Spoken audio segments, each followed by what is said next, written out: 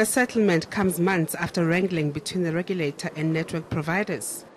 ICASA had initially given mobile operators 1 month to implement the end-user and subscriber service charter regulations. They then took us to court on the basis that it would be unreasonable and almost impossible for them to get their systems ready to implement the regulations. The regulations prescribe minimum standards of service, and mobile service operators will have to allow data rollover. Service providers will also be prohibited from charging out-of-bundle rates without consumers' consent. The settlement follows years of dissatisfaction amongst consumers about the high costs of data and disappearing bundles, which ultimately benefit service providers. While the regulations fail to address the cost of data, they do offer consumers some respite.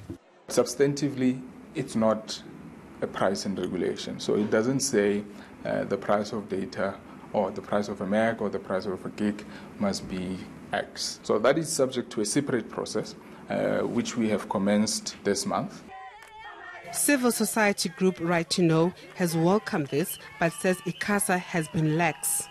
ICASA was a little lax. I think they should have put a lot more pressure, and essentially also not to give them so much of a leeway to simply actually play corporate games.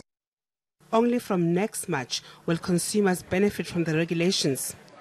ICASA says even though the 6 months required by the service providers has expired, it has extended the deadline by 3.5 months to ensure readiness. Dimakato Tugwana, Johannesburg.